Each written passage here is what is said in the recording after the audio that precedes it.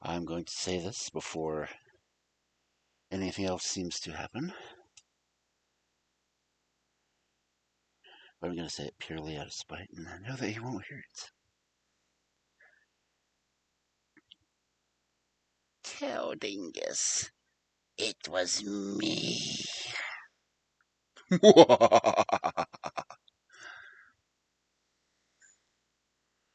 Anyway, so that ad's running right now. I have my tablet up so I can see the ads running. But hey,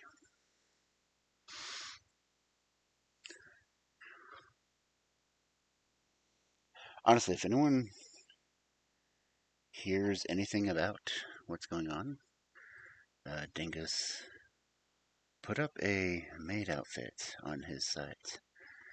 And, well, he challenged people, say that, yeah, he got 500 followers, and said he was going to put that up and let people buy it when he hit 500. Well, guess what?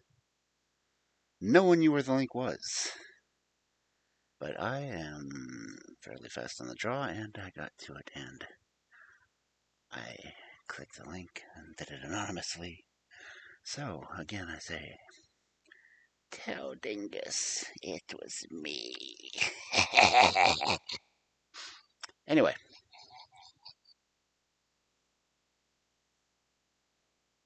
Just been shot. Okay. So I do have my pinned note up there. Let me go ahead and broadcast that you're live-ish. Going to kind of work on it.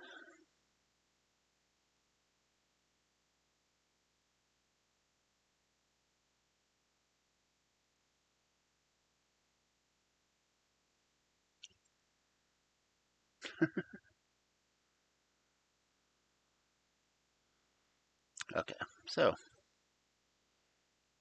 let's get this up here.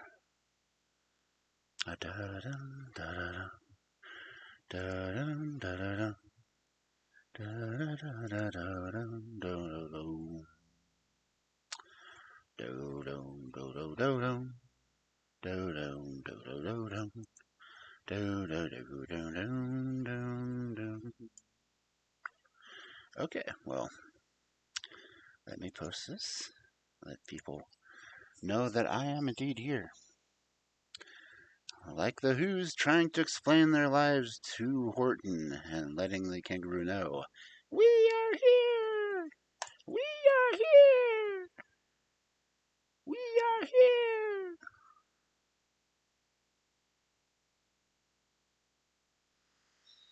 Mm-hmm.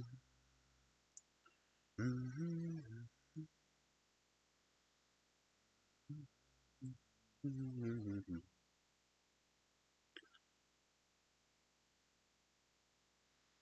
Okay.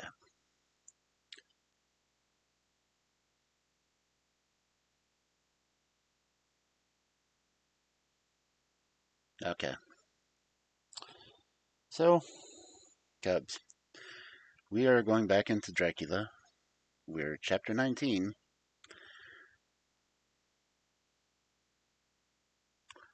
Getting stuff dropped on me by the Pokemon game. But we're chapter 19. We're on page 206 of the book. There are, if I can get to that.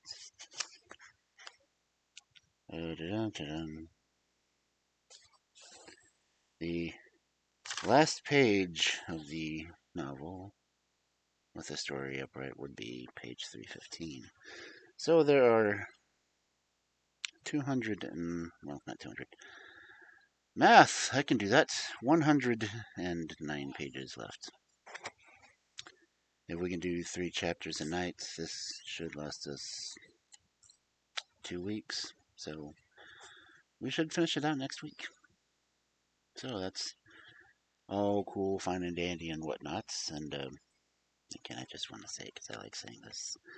Tell Dingus it was me. Okay.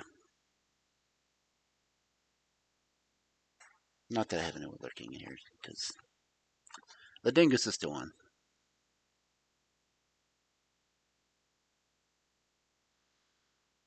So, yeah.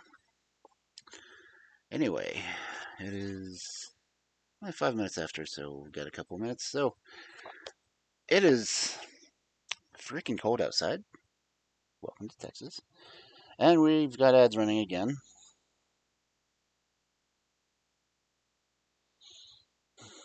These ads are going to drive me bonkers. Not that I'm not there in the first place. I don't know if there's any way to control what kind of ads actually show. I don't want a 60-second ad. Did I even get an ad? I told it to give me an ad countdown.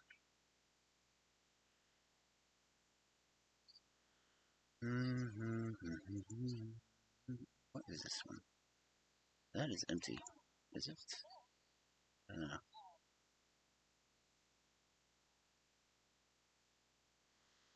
I have one more sub until I get to the goal. I don't know how badly these ads are going to bother the hell out of me. But I hope that I can find some kind of balance between how everything goes. Because I really don't know how the ad things work. It's vendor affiliate, I guess, but yes, ad-free viewing for subscribers. The doy.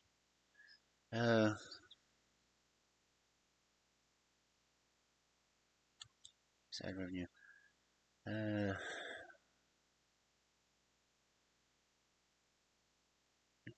Disable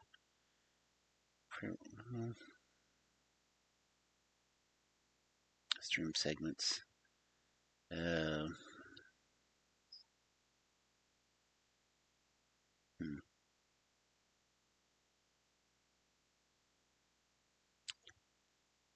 What is a stream display ad?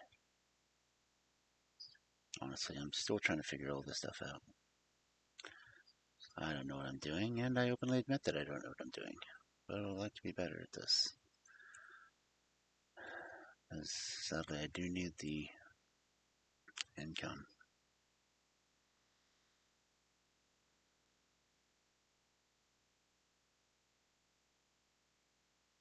See in here, the creator will have the ads displayed. Creators don't have to do anything. Okay, so this is display ads. Okay, display ads are the good ones. Okay. Display ads aren't the ones who interrupt things. I'd rather have display ads. Enable dashboard notifications.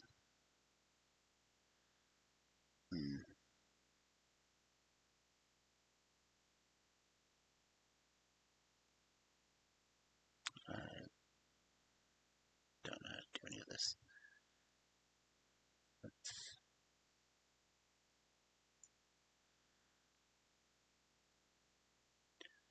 I really don't know how to fix this thing.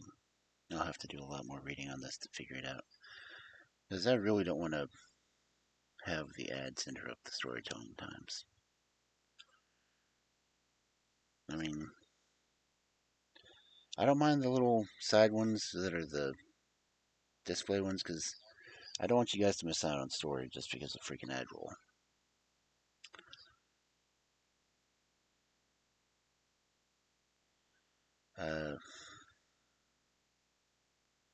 I'm really gonna have to read up more on this because my mind is not really in it right now. And hey, Beast.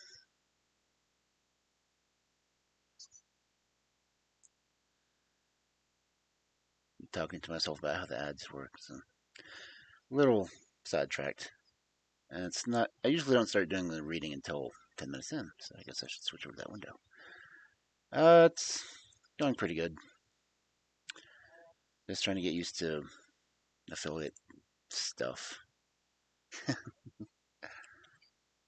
Why am I hiding behind my desk? Stop moving around. It's supposed to be tied up. Okay.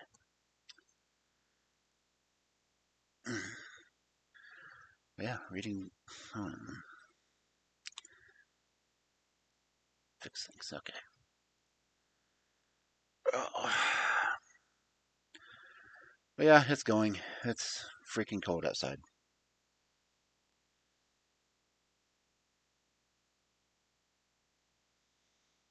Don't feel like I did anything today, but I wrote. Well, I rewrote Night Before Christmas to fit my character's type and everything else. But other than that, it's been just a very long, cold day, which is strange since it's also one of the shortest days. So,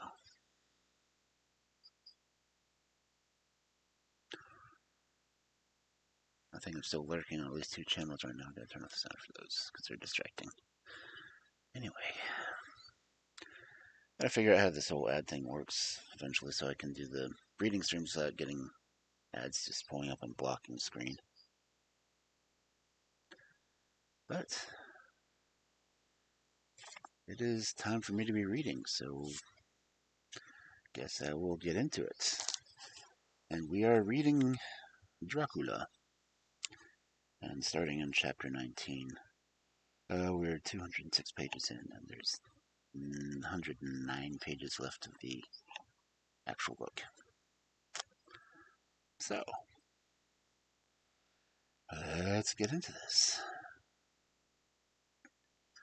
Chapter 19, Jonathan Harker's Journal. 1st October, 5 a.m. I went with the party to search with an easy mind, for I think I never saw Mina so absolutely strong and well. I'm so glad that she consented to hold back and let us men do the work. Somehow it was a dread to me that she was in this fearful business at all. But now that her work is done, and that is due to her energy and the brains and foresight that the whole story is put together in such a way that every point tells, she may well feel that her part is finished, and that she can henceforth leave the rest to us.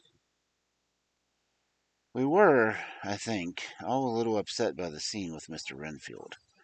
When we came away from his room, we were silent till we got back to the study. Then Mr. Morris said to Dr. Seward, "Say, Jack, if that man wasn't attempting to bluff, he is about the sanest lunatic I ever saw. I'm not sure I believe that he had some serious purpose, and if he had it, it was pretty rough on him not to get a chance. Lord Godalming and I were silent, but Dr. Van Helsing added, 'Friend John, you know more of lunatics than I do, and I'm glad of it, for I fear that if it had been to Mita's side, I would before that last hysterical outburst have given him free. But we live and learn, and in our present task we must take no chance. As my friend Quincy would say, all is best as they are.' Dr. Seward seemed to answer them both in a dreamy kind of way. 'I don't know, but I agree with you. If that man has been an ordinary lunatic, I would have taken any chance of trusting him. But he seems so mixed up with the Count that in an indexy kind of way that I am afraid of doing anything wrong by helping his fads.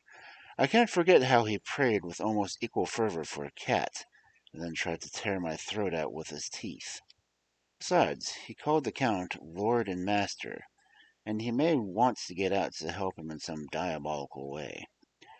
That horrid thing has the wolves and the rats and his own kind to help him, so I suppose he isn't above trying to use a respectable lunatic. He certainly did seem earnest, though. I only hope we have done what is best. These things, in conjunction with the work we have at hand, help to unnerve a man."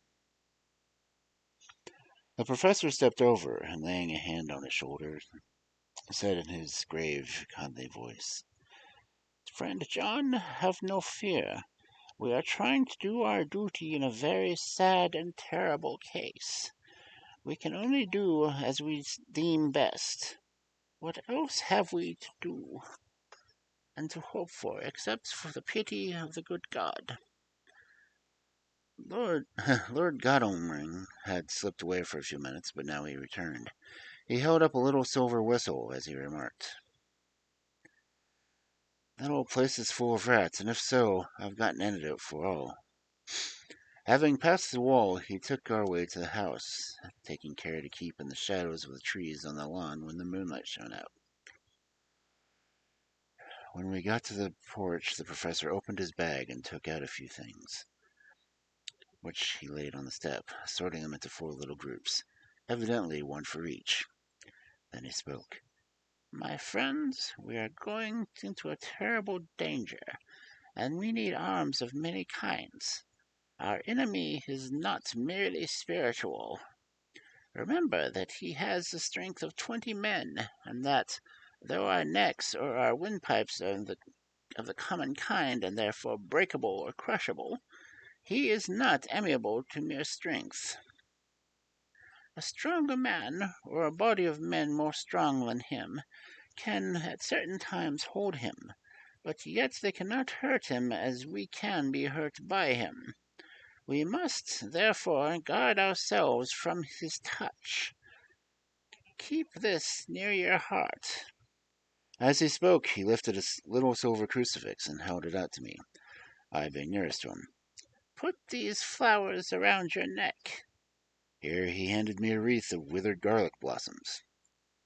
"For the enemies more mundane, this revolver and this knife, and for aid in all. These are so small electric lamps, which you can fasten to your breast. And for all and above the last, this which we must not desecrate needless." This was a portion of sacred water, in which he put an envelope and handed to me. Each of the others were similarly equipped. "Now," he said, "friend John, where are the skeleton keys? If so that we may open the door, we need not break the house by the window, as therefore at Miss Lucy's." Dr. Seward tried 1 or 2 skeleton keys, his mechanical dexterity as a surgeon standing him in good stead. Presently he got one to suit. After a little play back and forth, the bolt yielded, and with a rusty clang shot back.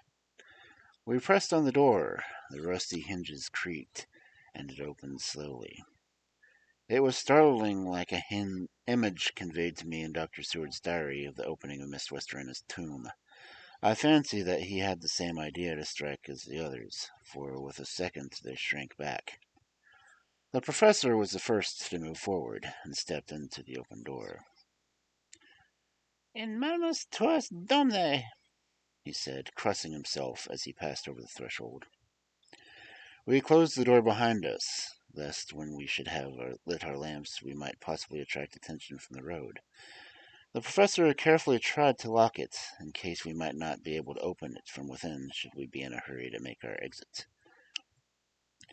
Then we all lit our lamps, and proceeded on our search. The light from the tiny lamps fell in all sorts of odd forms, as rays crossed each other, or the opacity of our bodies threw great shadows. I could not for the life of me get away from the feeling that we were someone else amongst us. I suppose it was the recollection, so powerfully brought home to me by the grim surroundings, of that terrible experience in Transylvania. I think the feeling was common to us all, for I noticed that the others kept looking over their shoulders at every sound and every new shadow, just as I felt myself doing. The whole place was thick with dust. The floor was seemingly inches deep, except where there had been a few recent steps, in which the holding down of my lamp could see the marks of hobnails where the dust is caked. The walls were fluffy and heavy with dust, and in the corners were masses of spider webs, whereupon the dust had gathered till they looked like old tattered rags, as the weight had torn them down partly. On a table in the hall was a great bunch of keys, with a time-yellowed label on each. They had been used several times, for on the table were several similar rents in the blanket of dust, like that exposed by the professor lifted the keys. He turned to me and said, You know this place, Jonathan. You have copied maps of it, and you know at least more than we do. Which way is the way to the chapel? I had an idea of the direction, though on my former visit I had not been able to get admission to it. So I led the way, and after a few more wrong turns, we found myself opposite the low, arched oaken door, ribbed with iron bands. This is the spot, said the professor, as we turned his lamp on the small map of the house, copied from the file of my original correspondence regarding the purchase. With a little trouble, we found the key on the bunch and opened the door. We were prepared for some unpleasantness, for as we were opening the door, a faint, malodorous air seemed to exhale through the gaps, but none of us ever expected such an odor as we encountered. None of the others had met the Count at all at close quarters, and when I had seen him he was either in the fasting stage of his existence or in his rooms, or when he was glutted with fresh blood in a ruined building open to the air. But here the place was small and close, and the long disuse had made the air stagnant and foul. There was an earthy smell, as some dry miasma, which came through the fouler air. But as to the odor itself, how shall I describe it? It was not alone that it was composed of all the ills of mortality, and with a pungent, acrid smell of blood, but it seemed as though corruption had become itself corrupt. Pah! It sickens me to think of it. Every breath exhaled by that monster seemed to have clung to the place and intensified its loathsomeness. Under ordinary circumstances, such a stench would have brought me out of enterprise to an end. But this was no ordinary case, and the high and terrible purpose in which we were involved gave us a strength which rose above the merely physical considerations. After the involuntary shrinking of consequence on the first nauseous whiff, we one and all set about our work as though the loathsome place were a garden of roses.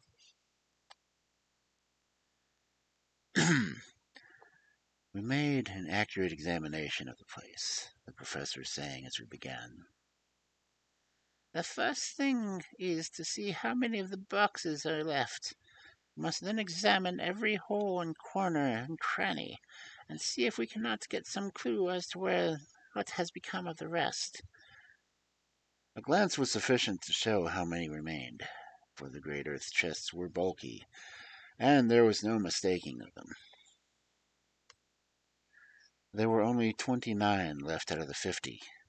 Once I got a fright for seeing Lord Godalming suddenly turn and look out of the vaulted door to the dark passage beyond. I looked too, and for an instant my heart stood still. Somewhere, looking out of the shadows, I seemed to see the highlights of the Count's evil face, the ridge of his nose, the red eyes, the red lips, the awful power. It was only a moment, for as Lord Godalming said, I thought I saw a face, but it was only the shadows, and resumed his inquiry. I turned my lamp in the direction and stepped into the passage. There was no sign of anyone, and there was no corners, no doors, no aperture of any kind, only but solid walls. Passage. There could be no hiding, even for him. I took it that the fear had helped imagination, and said nothing. A few minutes later, I saw Morris step suddenly back from a corner which he was examining. We all followed his nervousness with our eyes, for undoubtedly some nervousness was growing on us, and we saw a whole mass of phosphorescence which twinkled like stars. We all instinctively drew back. The whole place was becoming alive with rats. For a moment or two we stood appalled, all save Lord Godalming, who was seemingly prepared for such an emergency, rushing over to the great iron-bound oaken door which Dr. Seward had described from the outside, and which I had seen myself. He turned the key in the lock and drew the bolts, and swung the door open. Then, taking his little silver whistle from his pocket, he blew a shrill, low call. It was answered from behind Dr. Seward's house by the yelping of dogs, and after about a minute 3 terriers came dashing about the corner of the house. Unconsciously, we had all moved towards the door, and as we moved, I noticed that the dust had been disturbed. The boxes with which had been taken out brought this way. But even in the minute that had elapsed, the number of rats was vastly increased. They seemed to swarm all over the place at once, till lamplight shining on their working, moving bodies and glittering, baleful eyes made the place look like a bank of the earth set with fireflies. The dogs dashed on, but at the threshold suddenly stopped and snarled. Then, simultaneously lifting their noses, began to howl in a most lugubrious fashion. The rats were multiplying in thousands, and we moved out. Lord Godalming lifted one of the dogs, and carrying with him, placed him on the floor. The instant his feet touched the ground, he seemed to recover his courage, and rushed at his natural enemies. They fled before him so fast that, before he had shaken the life out of a score, the other dogs, who had now been lifted in the same manner, but had a small prey ere the whole mass had vanished. With their going, it seemed as if some evil presence had departed, for the dogs frisked about and barked merrily as they made sudden darts at the prostrate foes, and turned them over and tossed them in the air with vicious shakes. We all seemed to find our spirits rise, whether it was the purifying of the deadly atmosphere by the opening of the chapel door, or the relief which we experienced at finding ourselves in the open, I know not. But most certainly the shadow of dread seemed to slip from us like a robe, and the occasion of our coming lost something of its grim significance, though we did not slacken a whit in our resolution. We closed the outer door and barred and locked it, and bringing the dogs with us, began our search of the house. We found nothing throughout except dust in extraordinary proportions, and all untouched save for our own footsteps when I had made my first visit.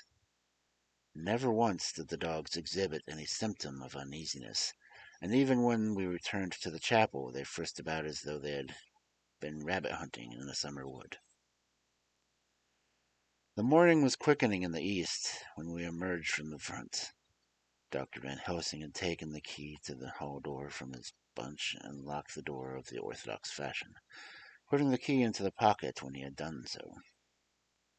"So far," he said, "our night has been eminently successful.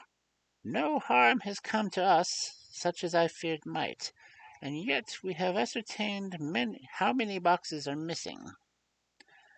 More than all, I do rejoice at this. Our first, and perhaps our most difficult and dangerous, step has been accomplished without bringing thereunto in our most Madam Mina, or troubling her waking or sleeping thoughts with sights and sounds and smells of horror, which she might never forget.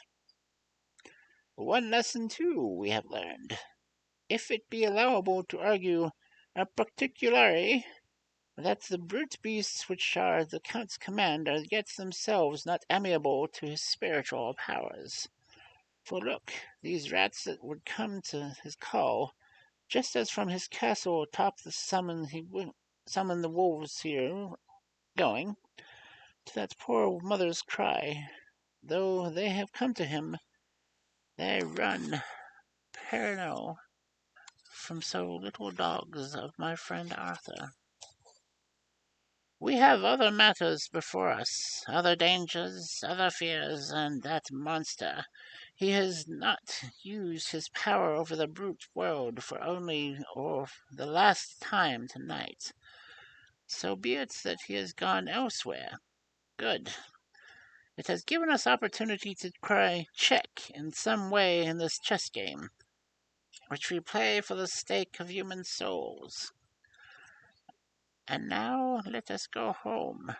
The dawn is close at hand, and we have reason to be content with our first night's work.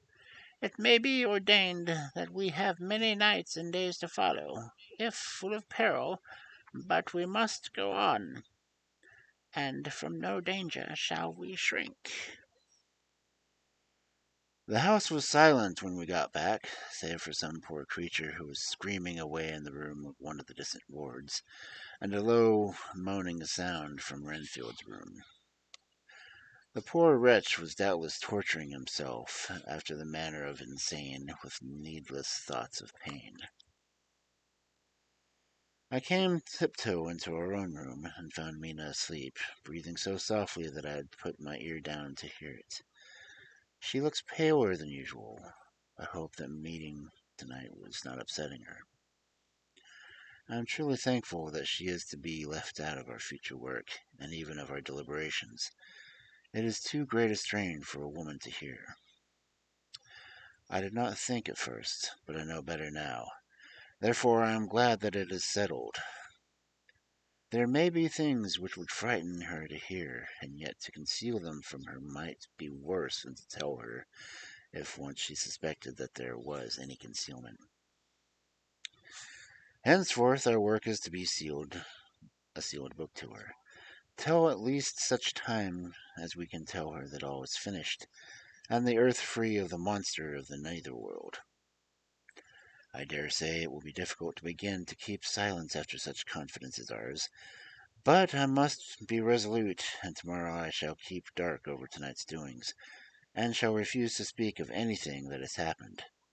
I rest on the sofa as to not disturb her.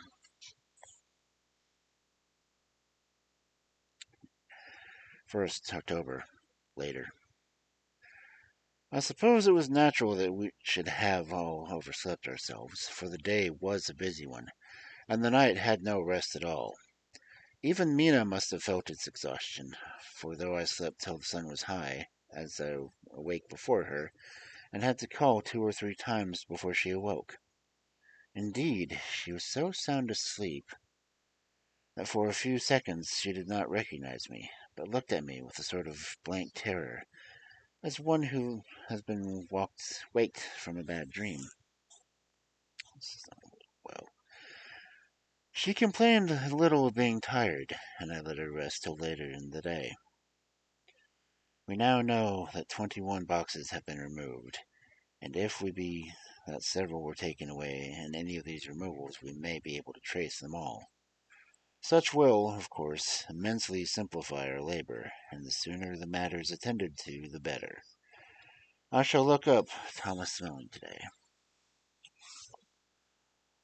Dr. Seward's Diary, 1st October. It was towards noon when I awakened by the professor walking into my room. He was more jolly and cheerful than usual, and it was quite evident that last night's work had helped to make some of the brooding weight off of his mind. After going over the adventure of the night, he suddenly said, "Your patient interests me much. May it be that with you I visit him this morning? Or if that you are too occupied, I can go alone if it may be. It is a new experience to find me a lunatic who will talk philosophy and reason so sound." I had some work to do which pressed, so I told him that if he would go alone I would be glad, as then I should not have to keep him waiting. So I called an attendant and gave him the necessary instructions. Before the professor left the room, I cautioned him against getting any false impression from my patient. "But," he answered, "I wanted to talk to him myself, and of his delusion as to the consuming of live things. He said to Mina, as I see in your diary from yesterday, that he had once had such a belief. Why do you smile, friend John?" Excuse me, I said, but the answer is here. I laid my hand on the typewritten matter. When our sane and learned lunatic made that very statement about how he used to consume life, his mouth was actually nauseous with the flies and spiders which he had just eaten before Miss Harker had entered the room. Van Helsing smiled in turn. Good, he said. Your memory is true, friend John. I should have remembered, and yet it is not very obliquity of thought and memory which makes my mental disease such a fascinating study. Perhaps I may gain some more knowledge out of the folly of this madman than I shall from teaching of the most wise. Who knows? I went on with my work, and before long was through it that in hand. It seemed that the time had been very short indeed, but there was Van Helsing back in the study. Do I interrupt? He asked politely as he stood in the door. Not at all, I answered. Come in, my work is finished, and I am free. I can go with you now if you like. It is needless. I have seen him. Well? I fear that he does not appraise me much at all. Our interview was short. When I entered the room, he was sitting on a stool in the center, with his elbows on his knees, and his face was a picture of sullen discontent. I spoke to him as cheerfully as I could, and with such a measure of respect I could assume. He made no reply whatsoever. Don't you know me? I asked. His answer was not reassuring. I know you well enough that you are an old fool Van Helsing. I wish you would take yourself and your idiotic brain theories elsewhere. Damn all thick-headed Dutchmen. Not a word more would he say, but sat in his implacable sulleness as indifferent to me as though I had been in the room at all. Thus departed for the time my chance of much learning from so clever a lunatic. So I shall go, if I may, and cheer myself with a few happy words with the sweet soul Madam Mina, friend John. It does rejoice me unspeakable that she is no more to be pained, no more to be worried with our terrible things. Though we shall miss much her help, it is better so. I agree with you with all my heart, I answered earnestly, for I did not want him to weaken in this manner. Miss Harker is better out of it. Things are quite bad enough for us, all men of the world, and who have been in many tight places in our time, but it is no place for a woman, and if she had remained in touch with such an affair, it would in time infallibly have wrecked her. So Van Helsing has gone to confer with Mrs. Harker, and Harker, Quincy, and Art are both out following up on clues to the earth boxes. I shall finish my round of work, and we shall meet tonight. Mina Harker's journal. 1st October. It is strange to me to be kept in the dark as I am today, after Jonathan's full confidence for so many years, to see him manifestly avoid certain matters, and those the most vital of all. This morning I slept late after the fatigues of yesterday. Though Jonathan was late too, he was the earlier.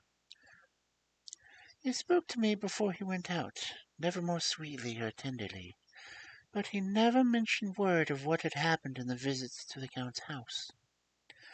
And yet he must have known how terribly anxious I was. Poor dear fellow!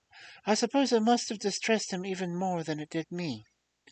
They all agreed that it was best that I should not be drawn further into this awful work, and I acquiesced. But to think that he keeps anything from me! And now I am crying like a silly fool, when I know it comes from my husband's great love and from the good wishes of those other stronger men. That had done me some good. Well, some day Jonathan will tell me all, and lest it should be that he should think for a moment that I kept anything from him, I still keep my journal as usual. Then, if he has doubted of my trust, I shall show it to him, with every thought my heart has put down for the dear eyes to read. I feel strangely sad and low-spirited today. I suppose it is some reaction to the terrible excitement. Last night I went to bed with the men gone, simply because they told me to. I didn't feel sleepy, but I did feel a devouring anxiety. I kept thinking over everything that has been since Jonathan came to see me in London, and it seems like a terrible tragedy, with fate pressing on relentlessly with some destined end. Everything that one does seems, no matter how right it may be, to bring on the very thing which is most deplored. If I had gone to Whitby, perhaps poor dear Lucy would now be with us. She hadn't taken to visiting the courtyard till I came, and if she hadn't come there in the daytime with me, she wouldn't have walked there in her sleep. And if she hadn't gone there in sleep in the night, the monster couldn't have destroyed her as he did. Oh, why did I ever go to Whitby? There now, crying again. I wonder what has come over me today. I must hide it from Jonathan, for if he knew that I had been crying twice in one morning, I, who never cried on my own account, and for whom he never caused to shed a tear, the dear fellow would fret his heart out. I shall put on a bold face, and if I do feel weepy, he shall never see it. I suppose it is one of the lessons that we poor women have to learn. I can't quite remember how I fell asleep last night.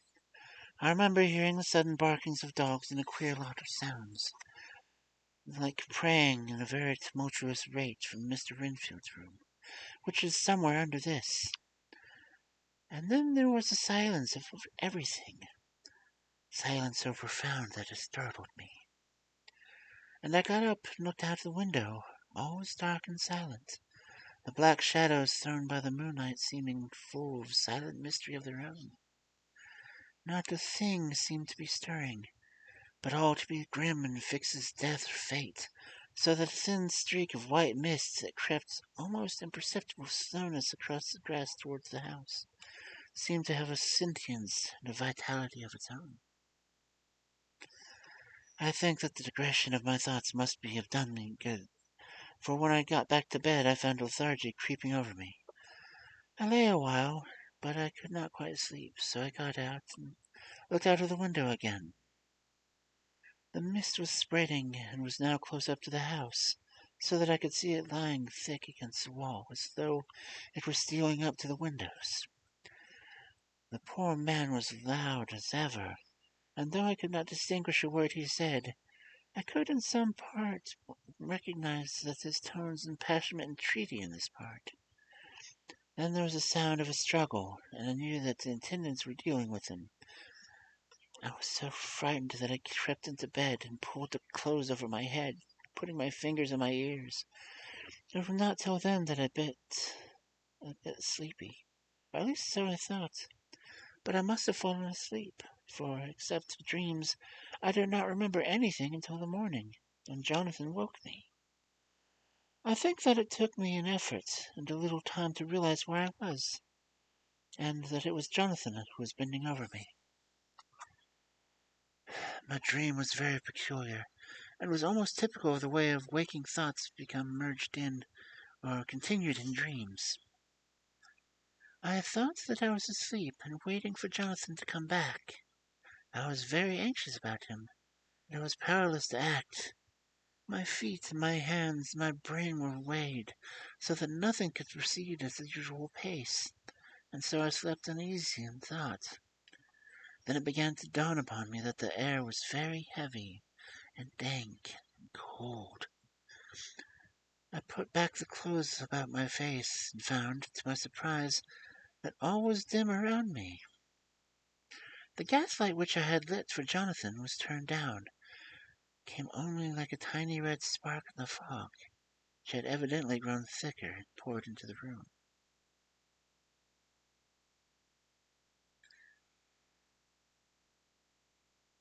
Then it occurred to me that I had shut the window before I came to bed. I would have got out to make certain at that point, but some leaden lethargy seemed to chain my limbs and even my own will. I lay still and endured. That was all. I closed my eyes but could still see through my eyelids. It is wonderful what tricks our dreams to play us, and how conveniently we can imagine. The mist grew thicker and thicker, and I could see now how it came in, for I could see it like smoke, or with the white energy of boiling water pouring in, though not through the window, but through the joinings of the door. I got thicker and thicker till it seemed as if it became concentrated into a sort of pillar of cloud in the room, through which the top of which I could see through the gas and lighting like a red eye. Things began to whirl through my brain just as the cloud column was now whirling through the room, and though it came from scriptural words, a pillar of cloud by day and of fire by night, was that intended some spiritual guidance that was coming to me in my sleep? But the pillar was composed of both night and day guiding, for the fire was in the red eye, which at the thought gave me a new fascination to me, till as I looked the fire divided, and seemed to shine on me through the fog like two red eyes, which Lucy told me of in her momentary mental wandering when, on the cliff, the dying sunlight struck the windows of St. Mary's Church. Suddenly the horror burst upon me that it was thus that Jonathan had seen the awful women growing into reality in the whirling mist and the moonlight, and it was my dream. I must have fainted for all the blackness. Darkness fell. The last conscious effort which imagination made was to show me a livid white face bending over me out of the mist. I must be careful of such dreams, for what would unseat one's reason if it were too much of them? I would get Dr. Van Helsing or Dr. Seward to prescribe something for me which would make me sleep, only that I feared to alarm them. Such a dream at the present time would become woven into the fears for me. Tonight I shall strive hard to sleep naturally. If I do not, I shall tomorrow night get them to give me a dose of chloral. That can hurt me once, and it will give me a good night's sleep. Last night tired me more than if I had not slept at all. 2nd October, 10 p.m. Last night I slept, but did not dream. I must have slept soundly, for I was not waked by Jonathan coming to bed, but the sleep has not refreshed me. For today I feel terribly weak and spiritless. I spent all yesterday trying to read or lying down dozing. In the afternoon Mr. Renfield asked if he might see me. Poor man, he was very gentle, and when I came away he kissed my hand and bade God bless me.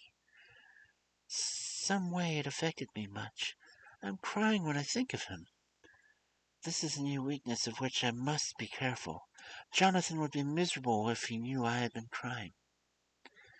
He and the others were out until dinner time, and they all came in tired. I did what I could to brighten them, and I suppose that effort did me good, for I forgot how tired I was. After dinner they sent me to bed, and all went off to smoke together, as they said, but I knew that they wanted to tell me and each other what occurred to each during the day. I could see from Jonathan's manner that he had something important to communicate. I was not so sleepy as I should have been, so before I went in I asked Dr. Seward to give me a little opiates of some kind, and I had not slept well the night before. He very kindly made me up a sleeping draught, which he gave me, telling me that it would do me no harm, as it was very mild. I have taken it, and am waiting to sleep, which still keeps aloof. I hope I am not done wrong, for as sleep begins to flirt with me, a new fear comes, that I may have been foolish in thus depriving myself of the power of waking. I might want it. Here comes sleep. Good night. Chapter 20 Jonathan Harker's Journal. 1st October evening. I found Thomas sewing in the house at Belthrand Green, but was unhappy he was not in a condition to remember anything. The very prospect of beer, which my expected coming had opened to him, had proved too much, and he began too early on his expected debauch. I learned, however, from his wife, who seemed a decent, poor soul, that he was only an assistant to Smollett, who of the two mates was the responsible person. So I drove off to Walworth, and found Mr. Joseph Smollett at home, and his shirt sleeves taking a late tea out of a saucer. He is a decent and intelligent fellow, distinctly a good reliable type of workman, and with a headpiece of his own. He remembered all about the incident of the boxes from a wonderful dog-eared notebook, which he produced some mysterious receptacle about the seat of his trousers, and which had hieroglyphical entries in thick, half-obliterated pencil. He gave me the destinations of the boxes. There were, he said, 6 in a cartload which he took from Carfax and left at 197 Chicksand Street, Mile End, Newtown, and another 6 which he deposited at Jamaica Lane, Bermondsey. If then the Count meant to scatter these ghastly refuges over London, these places were chosen at the first of delivery, so that later he might distribute more fully. The systematic manner in which this was done made me think that he could not mean to confine himself to 2 sides of London. He was now fixed on the far east of the northern shore, and on the east of the northern shore, and on the south. The north and west were surely never meant to be left out of his diabolical scheme, let alone the city itself, and the very heart of fashionable London, the southwest and west. I went back to Smollett and asked him if he could tell us of any other boxes that had been taken from Carfax. He replied, "Well, governor, you treated me very well on 'em, and I have given you half a sovereign, and I'll tell you all I know. I heard a man by the name of Bloxham say 4 nights ago, in the Iron and Hounds of the Pitcher's Alley, as how he and a mate had a rare dusty job of an old house in Burfleet. There ain't a many such jobs around here, and I'm thinking that maybe Sam Bloxham could be telling you something." I asked if he could tell me where to find him. I told him that if he could get me the address, it would be worth another half sovereign to him. So he gulped down the rest of his tea and stood up, saying that he was going to begin the search for them. And there. At the door he snapped and said, "Look here, governor. There ain't no sense in me keeping you. I may find Sam soon, or I mayn't. But anyhow, he ain't like to be in the way of telling you much tonight. Sam is a rare one when he starts on the booze. If you can give him an envelope with a stamp on it and put your address on it, I'll find out that Sam is to be found and post it to you tonight. But you better be up and arter some in the morning, or you won't catch him. For Sam gets off early, and mind the booze the night before." This was all practical, so one of the children went off with a penny to buy an envelope and a sheet of paper, and to keep the change. When she came back, I addressed the envelope and stamped it, and when Smollett had again faithfully promised to post the address when found, I took my way to home. We're on the track anyhow, and I'm tired tonight and want to sleep.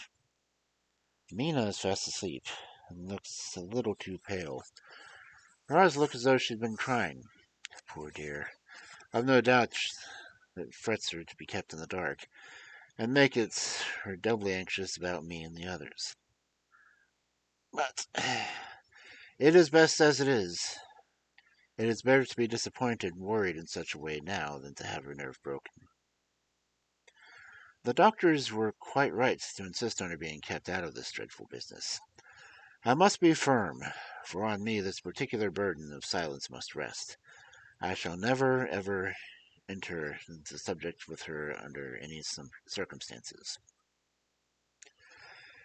Indeed, it may not be a hard task at all, for she herself has become reticent on the subject, and has not spoken of the Count or his doings ever since we told her of our decision. She really should have, honestly. 2nd October, evening. A long and trying and exciting day. By the first post I got, my directed envelope was a dirty scrap of paper enclosed, on which was written, with a carpenter's pencil in a sprawling hand, Sam Bloxham, Corcoran's Floor, Potter's Court, Bartle Street, Walworth. Arsk for the despite. I got the letter in bed and rose without waking Mina. She looked heavy and sleepy and pale, and far from well. I determined not to wake her, but that when I should return from this new search I would arrange for her going back to Exeter. I think she would be happier in her own home, with her daily tasks interest her, than being here amongst us and in ignorance. I only saw Dr. Seward for a moment, and told him where I was off to, promising to come back and tell the rest too. So soon I should have found anything. I drove to Walworth and found, with some difficulty, Potter's Court. Mr. Spollett's spelling misled me, as I asked for Potter's Court instead of for Potter's Court. Potter's Court. Yeah. However, when I had found the courts, I had no difficulty in discovering Corcoran's lodging house. When I asked the man who came in the door for the despite, he shook his head and said, I don't know him. There ain't no such person here. I never heard of him in my own bloomin' days. Don't believe there ain't nobody here that livin' here in anywheres. I took out Smollett's letter, and as I read it seemed to be that the lesson of my spelling of the name and the court might guide me. What are you? I asked. I'm the deputy, he answered. I saw at once I was on the right track. Phonetic spelling had again misled me. A half-crown tip put the deputy's knowledge at my disposal, and I learned that Mr. Bloxham, who had slept off the remains of his beer in the previous night at Cochrane's, had left for his works at the Poplar at 5 o'clock that morning. He could not tell me where the place of work situated, but he had a vague idea that it was some kind of new-fangled warehouse. And with a slender clue, I had to start for Poplar. It was 12 o'clock when I got a satisfactory hint of the building, and thus I got at a coffee shop, where some workmen were having their dinner. One of these suggested that there was being erected at Cross Angel Street a new cold storage building, and this was suited the condition of the newfangled warehouse. As I drove to it, an interview with a surly gatekeeper and a surlier foreman, both of whom were appeased with coin of the realm, put me on the track of Bloxham. He was sent for on my suggesting that I was willing to pay for his day's wages to the foreman for the privilege of asking him a few questions on a private matter. He was a smart enough fellow, though rough in speech and bearing. When I had promised to pay for his information and had given him an earnest, he told me that he made 2 journeys between Carfax and a house in Piccadilly, and had taken from this house to the latter 9 great boxes, main heavy ones, with a horse and cart hired by him for his purpose. I asked him if he could tell me the number of the house in Piccadilly, to which he replied, "Oh, governor, I forgets the number. We're only a few doors from the big white church or something of that kind, not long built. It was a dusty old house, too, though nothing from the dustiness of our house we looked the bloomin' foxes from." How did you get into the houses if they were both empty? There was an old party what engaged me a waiting at the house of Purfleet. He helped me to lift the boxes and put them in for the dray. Curse me, but he was the strongest chap I ever struck, and him an old fellow with a white moustache, one of them thin ones you could think of you couldn't throw a shadder. How this phrase thrilled through me. Why, he looked up his end of the boxes like they were pounds of tea, and me a puffing and a blowing before I could even upend mine anyhow. And I'm no chicken neither. How did you get into the house in Piccadilly? I asked. He was there too.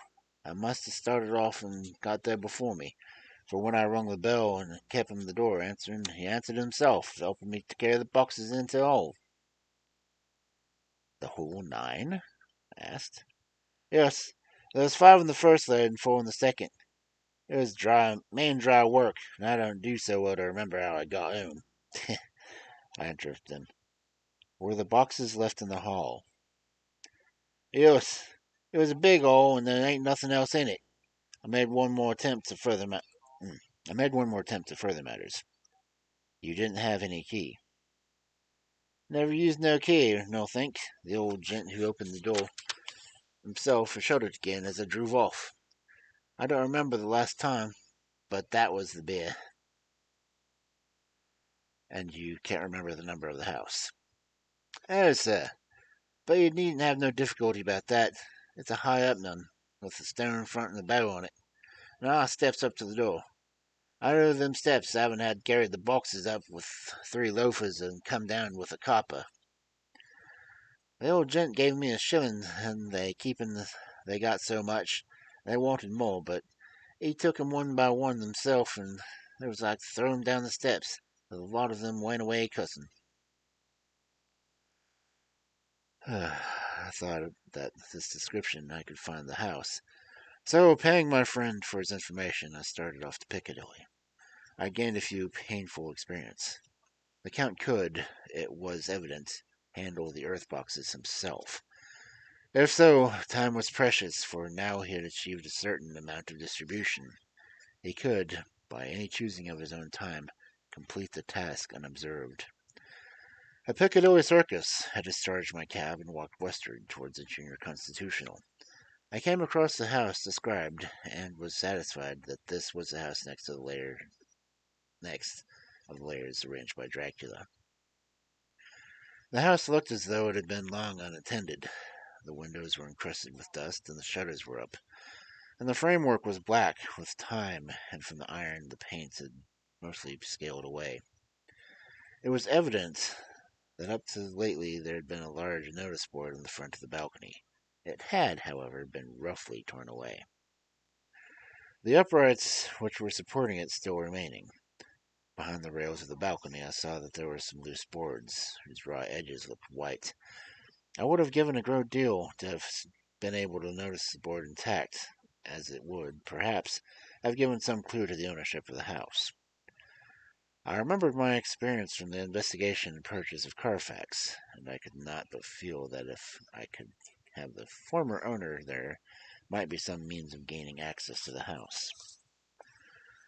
There was at present nothing to be learned from the Piccadilly side, and nothing could be done, so I went around the back to see if anything could be gathered from this quarter. The mews were active, the Piccadilly houses being mostly in occupation. I asked 1 or 2 of the grooms and helpers who I saw around if they could help me with anything about the empty houses. One of them said he had heard it had been taken already, but he couldn't say from whom. He told me, however, that it was very lately that there had been a notice board for the for sale sign up, and that perhaps Mitchell, Sons and Candy, the house agents, could tell me something, as he thought he remembered seeing the name of the firm on the board. I could not wish to seem too eager, or to let my informants know or guess too much, so thanking him in the usual manner, I strolled away.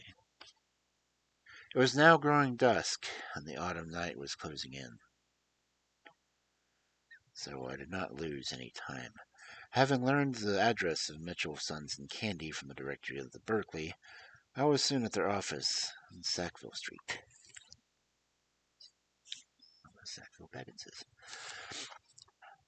The gentleman who saw me was particularly suave in manner, but uncommunicative in equal proportion. Having once told me that he and the Piccadilly house, which throughout our interview he called a mansion, was sold, He considered my business as concluded. When I asked who purchased it, he opened his eyes and thought wider. He paused a few seconds before replying. It is sold, sir.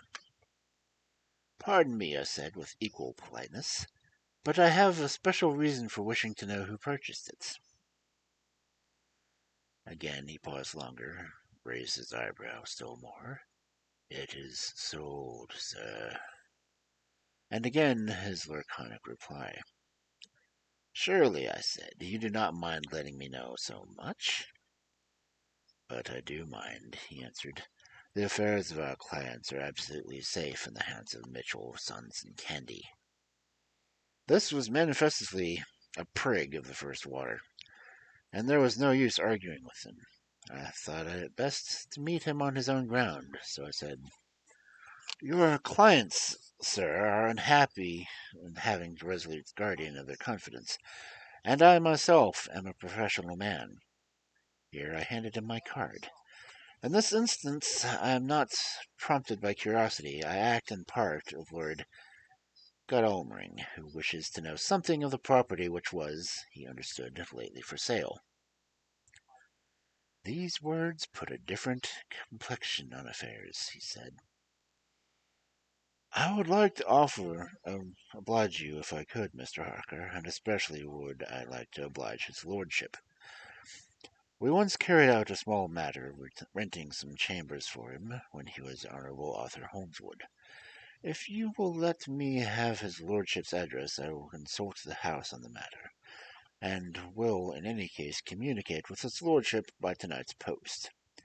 It will be a pleasure if we can so far deviate from our rules to give the required information to his lordship. I wanted to secure a friend and not to make an enemy, so I thanked him and gave the address at Dr. Seward's and came away. It was now dark, and I was tired and hungry. I got a cup of tea from the Aerated Bread Company and came down to Purfleet by the next train. I found all the others at home. Mina was looking tired and pale, but she made a gallant effort to be bright and cheerful. It wrung my heart to think that I had to keep anything from her, and caused her through disquietude. Thank God this will be the last night for her looking at our conferences and feeling the sting of our not showing our confidence. It took all my courage to hold to the wise resolution of keeping her out of our grim task. She seemed somehow more recoiled, or else the subject seemed to be very repugnant to her. For when my accidental allusion made her, she actually shuddered. And I am glad we made our resolution in time, as with such a feeling as our own growing knowledge would be torture to her. I could not tell the others of my day's discovery till we were alone, so after dinner, followed by a little music to save appearances of even amongst ourselves, I took Mina to her room and let her go to bed. The dear girl was more affectionate with me than ever. She clung to me as though she would detain me, but there was much to be talked about, and as I came away, thank God, the ceasing of telling things made no difference between us. When I came down again, I found the others all gathered around the fire in the study. In the train, I had written my diary so far, and simply read it off to them as the best means of letting them get abreast of my own information. When I had finished, Van Helsing said, This has been a great day's work, friend Jonathan. Doubtless we are on the track of the missing boxes. If we find all in that house, then our work is near the end. But if there be some missing, we must search until we find them. Then shall we make our final coup, and hunt the wretch to his real death. We all sat silent a while, and all at once Mr. Morris spoke up. Say, how are we going to get into that house? We got into the other, answered Lord Goldring quite quickly. But Art, this is different. We broke house at Carfax, but we had the night in Walled Park to protect us. It will be a mighty different thing to commit burglary in Piccadilly, either by day or night. I confess I don't see how we're going to get in unless the agency duck can find us some key of sort. Perhaps we shall know when we get his letter to the morning. And Godalming's brows contracted, and he stood up and walked about the room. By and by he stopped and said, turning from us one to another, Quincy's head is level, but burglary business is getting serious. We got off once all right, but we now have a rare job in hand. Unless we can find the Count's key basket. As nothing could well be done before morning, and as it would be less advisable to wait until Lord Godalming's should hear from Mitchell's, we decided not to make any active step before breakfast time. For a good while we sat and smoked, discussing the matter of the various things. I took an opportunity of bringing this diary right up to the moment. I'm very sleepy, and I shall go to bed. Just a line. Mina sleeps soundly, and her breathing is regular. Her forehead is puckered up into little wrinkles, as though she thinks even in her sleep. She is still too pale, but does not look so haggard as she did this morning. Tomorrow will, I hope, mend all of this. She will be herself at home in Exeter. Oh, but I am sleepy. Dr. Seward's Diary. 1st October. I am puzzled about Renfield. His mood changes so rapidly that I find it difficult to keep touch with him, and as they always mean something more than his own well-being, they form more than interesting study. This morning, when I went to see him after his repulsive doctor in Helsing, his manner was that of a man commanding destiny. He was, in fact, commanding destiny, subjectively. He did not really care for any of the things of mere health. He was in the clouds and looked down on all the weaknesses and wants of us poor mortals. I thought I would improve the occasion and learn something. So I asked him, What about the flies these times? He smiled on me in quite a severe sort of way, such a smile as would become the face of Malvolio. And he answered me. A fly, my dear sir, has one striking feature. Its wings are typical of aerial powers of the psychic facilities. The ancients did well when they simplified the soul as a butterfly. I thought I would push this analogy to its almost logical. So I said quickly, Oh, it is the soul you're after now, is it? His madness foiled his reason, and a puzzled look spread over his face as shaking his head with a decision which I had but seldom seen him. He said, Oh no, oh no. I want no souls. Life is all I want. Here he brightened up. I am pretty indifferent about it at the present. Life is all right. I have all I want. You must get a new patient, doctor, if you wish to study zoophagy. This puzzled me a little, so I drew him on. When you command life, are you God, I suppose? He smiled with an effably benign superiority. Oh no, far be it from me to aggregate myself to the attributes of a deity. I am not even concerned his life, especially doing things. If I may state my intellectual position, I am, so far it concerns as things purely terrestrial, somewhat in the position of an epoch, studied spirituality. This was a poser to me.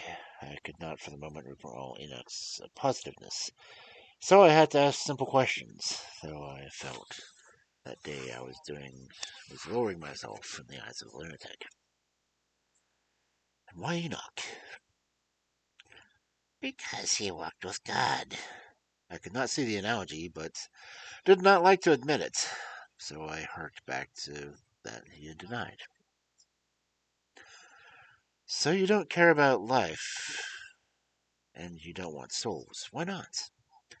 I put my question quickly and somewhat sternly, on purpose to disconcert him. The effort succeeded. For an instant he unconsciously relapsed into his old servile manner, bent low before me, and actually fawned upon me as he replied, "I don't want any souls, indeed, indeed. I don't. I couldn't use them if I had them. They would be no manner of use to me. I couldn't eat them or—" He stopped suddenly, and the old cunning look spread over his face, like a wind sweep on the surface of the water. "Doctor, as to life, what is it after all? When you've got all you require, and you know you want you'll never have, that is all. I have friends, good friends, like you, Dr. Seward," he said with a leer of inexpressible cunning. "I know that I shall never lack the means of life." I think that through the cloudiness of his insanity he saw some antagonism in me, for he at once fell back on the last refuge of such as he, a dogged silence. After a short time I saw that for the present it was useless to speak to him. He was sulky, so I came away. Later in the day he sent for me.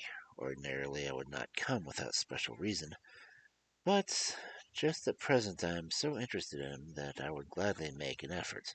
Besides, I'm glad to have anything to do to help me pass the time.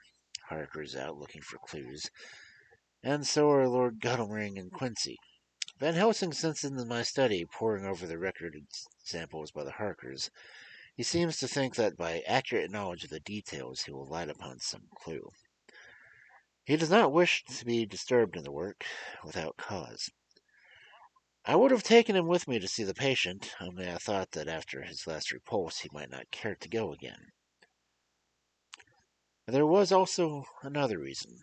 Renfield might not speak so freely before a third person as when he and I were alone. I found him sitting in the middle of the floor on his stool, a pose which is generally indicative of some mental energy on his part. When I came in, he said at once, as though the question had been waiting on his lips, "What are souls?" It was evident that when my surmise had been correct, unconscious cerebration was doing its work, even with the lunatic. I determined to have the matter out. "What about them yourself?" I asked. He did not reply for a moment, but looked all around him, and up and down, as though he expected to find some inspiration for the answer. "I don't want any souls," he said in a feeble, apologetic way. The matter seemed preying on his mind, and so I determined to use it. To be cruel, only to be kind. So said I, "You like life, and you want life." "Oh, yes, but that is all right. You needn't worry about that." "But," I asked, "how are we to get the life without getting the soul also?" This seemed to puzzle him, and so I followed up. "The last time you'll have some time when you're fleeing out of here, with the souls of 1,000 flies and spiders and birds and cats buzzing and twittering and meowing all around you. You've got their lives, you know, and you must put up with their souls." Something seemed to affect his imagination, for he put his fingers to his ears and shut his eyes, screwing them up tightly as a small boy does when his face is being soaped. There was something pathetic in that touched me. It also gave me a lesson, for it seemed that before me was a child. Only a child, though his features were worn and the stubble on his jaws was white. It was evident that he was undergoing some process of mental disturbance, and knowing how his past moods had interpreted things seemingly foreign to him, I thought I would enter into his mind as well as I could and go with him. The first step was to restore confidence, so I asked him, speaking pretty loud so that he could hear me through his closed fingers. Would you like some sugar to get your flies around again? He seemed to wake all at once and shook his head. With a laugh, he replied, Not much. Flies are poor things after all. After a pause, he added, But I don't want their souls buzzing around me all the time. or spiders, I went on. Blow spiders. What's the use of spiders? There isn't anything in them to eat or... He stopped suddenly, as though reminded of a forbidden topic. So, I thought to myself. This is the second time he has suddenly stopped at the word drink. What does it mean? Renfield seemed himself aware of having made a lapse, for he hurried on as though he distracted my attention from it. I don't take any stock in all the such matters. Rats and mice and such, and small deer, as Shakespeare has it. Chicken feed for the larder, they might be called. I'm past all sort of nonsense. You might as well ask me to eat molecules with a pair of chopsticks as to try to interest me in lesser carnivora when I know of what I'm being before me. I see, I said. You want big things that can make your teeth meet in it. How would you like to breakfast on an elephant? What ridiculous nonsense are you talking? He was getting too wide awake, so I thought I would press him hard. I wonder, I said reflectively, what an elephant's soul is like. The effect I desired was obtained, for at once he fell on his high horse and began a child again. I don't want an elephant's soul, or any soul at all, he said. For a few moments he sat despondently. Suddenly he jumped to his feet, and with his eyes blazing and all signs of intense cerebral excitement, To hell with you and all your souls, he shouted. Why do you plague me about souls? Haven't I got enough to worry and pain and distract me already without thinking of souls? He looked so hostile that I thought he was in another of his homicidal fits, so I blew my whistle. The instant, however, that I did so, he became calm and said apologetically, Forgive me, Doctor. I forgot myself. You do not need any help. I am so worried in my mind that I am apt to be irritable. If you only knew the problem I have to face, and that I am working out, you would pity, and tolerate, and pardon me. Pray do not put me in a strait waistcoat. I want to think, and I cannot think freely when my body is confined. I am sure you will understand. He had evidently self-control, so when the attendants came in I told them not to mind, and they withdrew. Renfield watched them go, and when the door was closed he said, with considerable dignity and sweetness, Dr. Seward, you have been very considerate towards me. Believe me that I am very, very grateful to you. I thought it well to leave him in this mood, and so I came away. There is certainly something to ponder over in this man's state. Several points seem to make what the American interviewer called a story.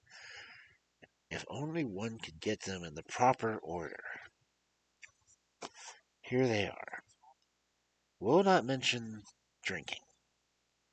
Fears the thought of being burdened with the souls of anything. Has no dread of wanting life in the future. Despite the meaner forms of life altogether, though he dreads being haunted by their souls. Logically, all these things point one way. He has assurance of some kind that he will acquire some higher life. He dreads the consequence and burden of a soul. Then it is a human life he looks to. And the assurance? Merciful God, the Count has been to him, and there is some new scheme of terror afoot. Later, I went after my round to Van Helsing and told him my suspicion. He grew very grave, and after thinking the matter over for a while, asked me to take him to Renfield. I did so. As we came to the door, we heard a lunatic within singing gaily, as he used to do at the time which now seems so long ago. When we entered, we saw with the amazement that he had spread out his sugar as of old. The flies, lethargic with the autumn, were beginning to buzz around the room. We tried to make him talk of the subject of our previous conversation, but he would not attend. We went on with the singing, just as though we had not even been present. He had a scrap of paper and was folding it into a notebook. We had to come away as ignorant as we went in. His is a ludicrous, curious case indeed. We must watch him tonight. Letter. Mitchell, Sons and Candy to Lord Godalming. October 1st. My lord, we are at all times only too happy to meet your wishes. We beg with regard to the desire of your lordship expressed by Mr. Harker on your behalf, to supply the following information concerning the sale and purchase of number 347 Piccadilly. The original vendors are the executors of the late Mr. Archibald Suffield. The purchaser is a foreign nobleman, Count de Ville, who effected the purchase himself, paying the purchase money in notes over the counter. If your lordship will pardon us for being so vulgar in expression. Beyond this we know nothing whatsoever of him. We are, my lord, your lord's humble servants. Mitchell, Sons and Candy. Dr. Seward's Diary, 2nd October. I placed a man on the corridor last night and told him to make an accurate note of any sound he might hear from Renfield's room, and gave him instructions that if there should be anything strange he was to call me. After dinner, when we had all gathered around the fire in the study, Mrs. Harker having gone to bed, we discussed the attempts and discoveries of the day. Harker was the only one who had any result, and we are in great hopes that his clue may be an important one. Before going to bed, I went around to the patient's room and looked through the observation trap. He was sleeping soundly, and his chest rose and fell with regular respiration. This morning the man on duty reported to me that a little after midnight he was restless and kept saying his prayers somewhat loudly. I asked him if that was all. He replied that it was all he heard. There was something in his manner so suspicious that I asked him point blank if he had been asleep. He denied sleep, but admitted to having dozed for a while. It was too bad that men cannot be trusted unless they are watched. Today Harker is out following up on his clue, and Art and Quincy are looking after horses. Godalming thinks that it will be well to have horses always in readiness, for when we get to the information which we seek, there will be no time to lose. We must sterilize all the imported earth between sunrise and sunset. We shall thus catch the Count at his weakest, and without refuge to fly to. Van Helsing is off to the British Museum, looking up the authorities of ancient medicine. The old physicians took account of things which their followers did not accept, and the professor is searching for witch and demon cures which might be useful later. I sometimes think we all must be mad, and that we have waked the sanity in straight waistcoats. Later. We have met again. We seem to at last be on track, and our work tomorrow may be the beginning of the end. I wonder if Renfield's quiet has anything to do with this. His moods have so followed the doings of the Count, that the coming destruction of the monster may be carried to him in some subtle way. If we could only get some hint as to what passed in his mind between the time of my argument with him yesterday and his resumption of the fly-catching, it might afford us some valuable clue. He is now seemingly quiet for a spell. Is he? That wild yell seemed to come from his room. The attendant came bursting into my room and told me that Renfield had somehow met with some accident. He had heard him yell, and when he came to him, he found him lying on face on the floor, all covered with blood. I must go at once.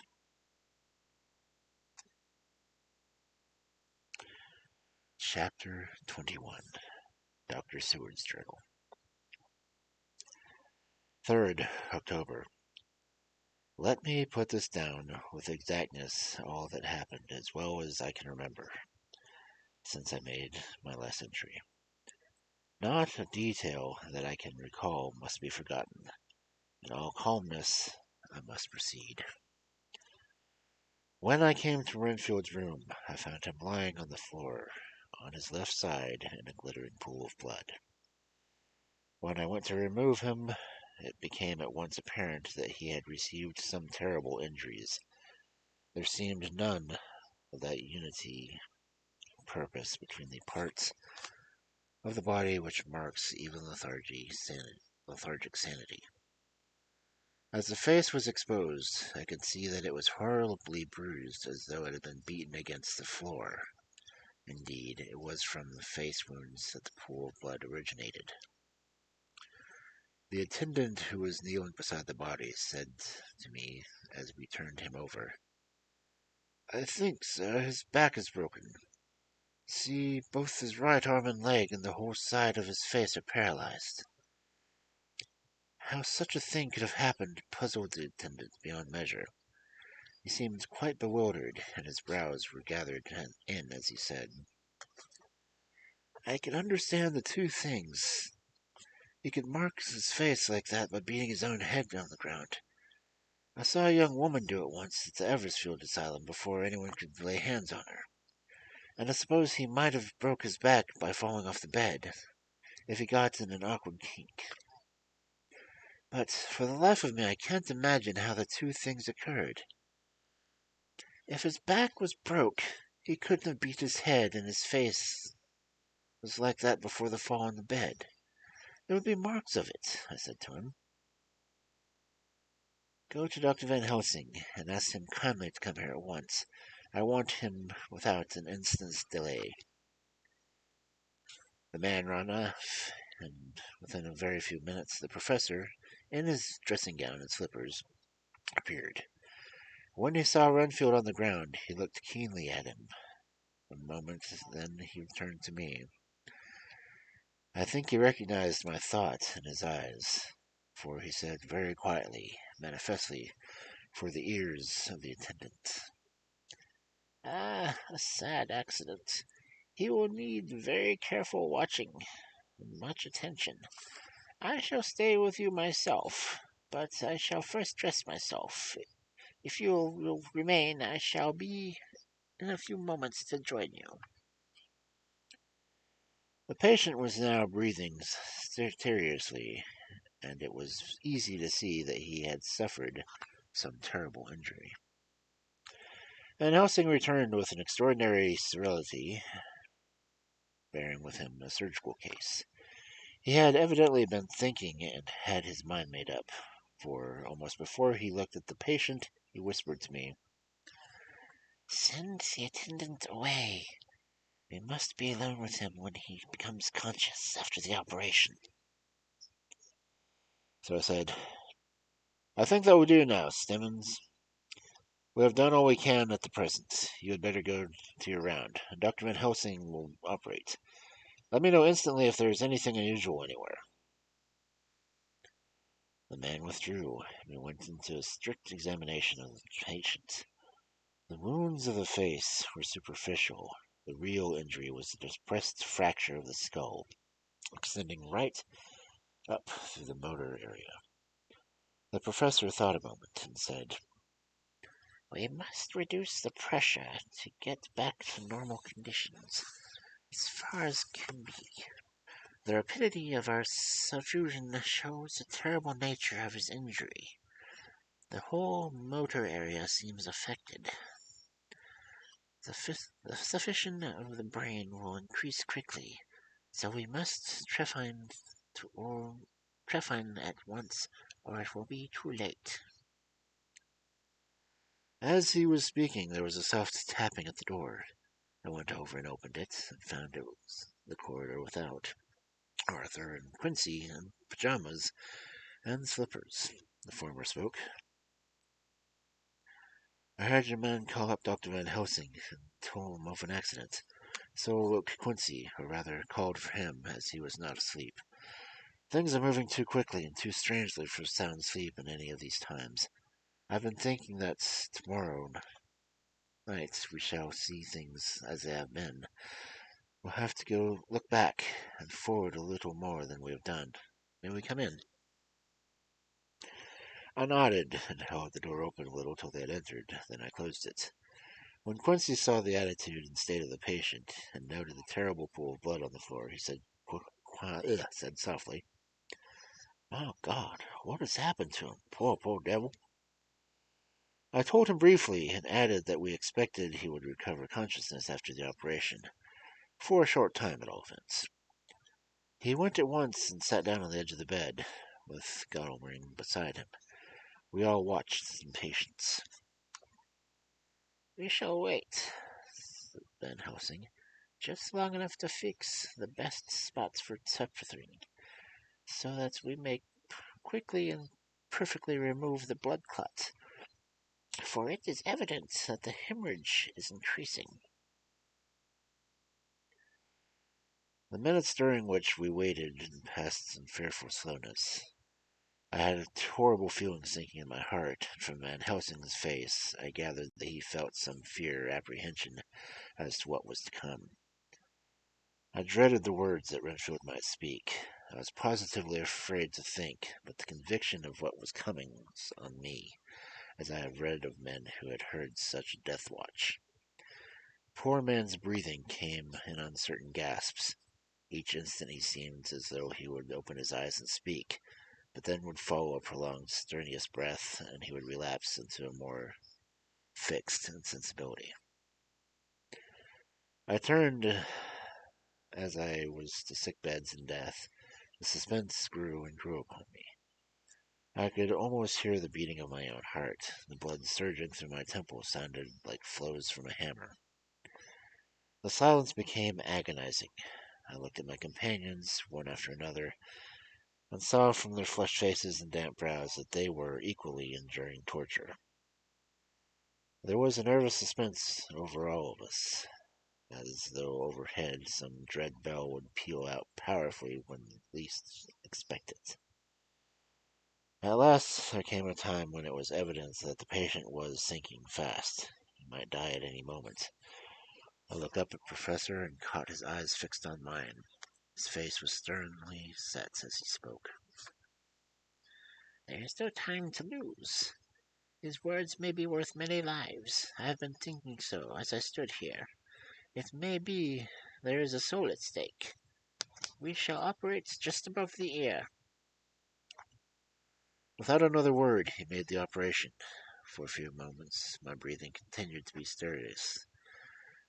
Then there came a breath so prolonged that it seemed as though it would tear open his chest. Suddenly his eyes opened, and became fixed in a wild, hopeless stare. This was continued for a few moments, then it softened into a glad surprise, and from the lips came a sigh of relief. He moved convulsively, and as he did so said, "I'll be quiet, Doctor. Tell them to take off the strait waistcoat. I have had a terrible dream, and it has left me so weak that I cannot move. What's wrong with my face? It feels all swollen, and it smarts dreadfully." He tried to turn his head, but even with all the effort his eyes seemed to grow glassy again, so I gently put it back. Then Van Helsing said, in a quiet, grave tone, "Tell us your dream, Mr. Renfield." As he heard the voice, his face brightened through its mutilation, and said, "That is Dr. Van Helsing. How good it is to have you here. Give me some water. My lips are dry, and I shall tell you. I dreamed." He stopped and seemed fainting. I called to Quincy. "The brandy. It's in my study. Quick." He flew and returned with a glass, the decanter of brandy, and a carafe of water. We moistened the parched lips, and the patient lay quickly revived. It seemed, however, that his poor injured brain had been working in the interval, for when he was quite conscious he looked at me piercingly with an agonized confusion, which I shall never forget, and said, "I must not deceive myself. It was no dream, but all grim reality." Then his eyes moved round the room, as they caught sight of two figures sitting patiently on the edge of the bed as he went on. "If you were not sure already, I should know from them." For an instant his eyes closed, not with the pain of sleep or voluntarily, as though he were bringing all his faculties to bear. When he opened them, he said, hurriedly, and with more energy than he had yet displayed, "Quick, doctor, I am dying. I feel that I have but a few minutes, and I must go forth back to death, or worse. Wet my lips with brandy again. I have something that I must say before I die. Or before my poor soul is crushed and my brain dies anyhow. Thank you. It was that night after you left me, when I was imploring you to let me go away. I couldn't speak then, for I felt my tongue was tied. But I was insane then, except in the way that I am now. I was in an agony of despair for a long time after you left me. It seemed hours. Then there came a sudden peace at once. My brain seemed to begin cool again, and I realized where I was. I heard dogs bark behind the house, but not where he was." As he spoke, Van Helsing's eyes never blinked, but his hand came out and met mine and gripped it hard. He did not, however, betray himself. He nodded slightly and said, "Go on," in a low voice. Redfield proceeded. "He came up to the window in the mist, as I had seen him often before. But he was solid then, not his ghost. His eyes were fierce like a man's when angry. He was laughing with his red mouth. The sharp white teeth glinted in the moonlight when he turned to look back at the belt of trees where the dogs were barking. I wouldn't ask him to come in at first, though I knew he wanted to, just as he had wanted all along. Then he began promising things, not in words, but by doing them." He was interrupted by a word of the professor. "How?" "By making them happen, just as he used to send the flies when the sun was shining. Great big fat ones with steel and sapphire on their wings, and big moths in the night with skull and crossbones on their backs." Van Helsing nodded to him as he whispered to me unconsciously, "The Acrotha apatros of the Sphinxes. What's that called? The death's head moth." The patient went on without stopping. "Then he began to whisper, 'Rats, rats, rats. Hundreds, thousands, millions of them, and every one alive. The dogs eat them, and cats too. All lives, all red blood, with years of life in it, and not merely buzzing flies.'"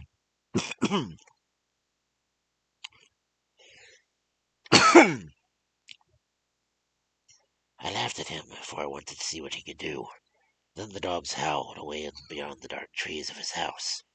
He beckoned me at the window. I got up and looked out, and he raised his hands and seemed to call out without using any words. A dark mass spread over the grass, coming at like a shape of flame of fire. Then he moved the mist to the right and the left, and I could see that there were thousands of rats with red blazing eyes, like his, only smaller. He held up his hand, and they all stopped, and I thought he seemed to be saying, "All these lives will I give you, I, and many more and greater, through countless ages, if you will come fall down and worship me." And then a red cloud like the color of blood seemed to close over my eyes, and before I knew what was coming, I found myself opening the sash and saying to him, "Come in, Lord and Master." The rats were all gone, but he slid into the room through the sash, though it was hardly open an inch wide, just as the moon herself has often come into the tiniest cracks, and he stood before me in all her size and splendor. His voice was weaker, so I moistened his lips with the brandy again, and he continued, but it seemed as though his memory had gone to working in the interval, for his story was further advanced. I was about to call him back to the point, but Van Helsing whispered to me, "Let him go on. Do not interrupt him. He cannot go back, and maybe could not proceed at all at once, and he lost his thread of thought." He proceeded, "All day I wanted to hear from him, but he did not send me anything, not even a blowfly, and when the moon got up I was pretty angry with him. When he slid through the window, though it was shut, he did not even knock. I got mad at him. He stared at me, and his white face looked at the mist with his red eyes gleaming. And he went on as though he owned the whole place, and I was no one. He didn't even smell the same as he did when he went by me. I couldn't told him. I thought that somehow Mrs. Harker had come into the room."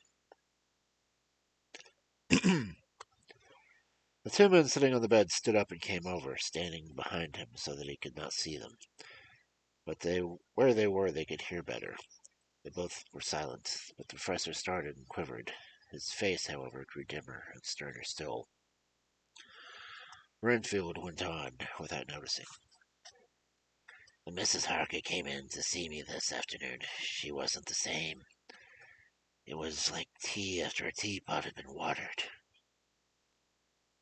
How we all moved, but not one sound, he went on. "I didn't know that she was here till she spoke, and she didn't look the same. I don't care for the pale people. I like them with lots of blood in them, and hers all seemed to have run out. I didn't think of it at the time, but when she went away I began to think, and it made me sad to know that he had been taking the life out of her." I could feel that the rest quivered as I did, but remained otherwise still. "So when he had came tonight I was ready for him. I saw the mist stealing up, and I grabbed it tight. Then I heard the madmen have unnatural strength, and I knew that I was a madman, at times anyhow. I resolved to use my power, and he felt it too, for he had to come out of the mist to struggle with me. I held tight, and I thought I was going to win, for I didn't mean him to take any more of her life, till I saw his eyes. They burned into me, and my strength became like water. He slipped through, and when I tried to cling to him, he raised me up and flung me down.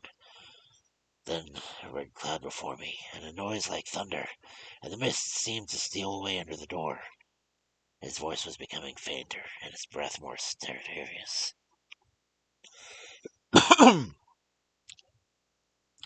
Van Helsing stood up instinctively. "We know the worst now," he said. Here he is here, and we know his purpose. It may not be too late. Let us be armed, the same we were the other night. But there is no time. There is not an instant to spare." There was no need to put our fear, nay, our conviction into words. We shared them in common. We all hurried and took to our rooms the same things we had entered the we had when we entered the Count's house.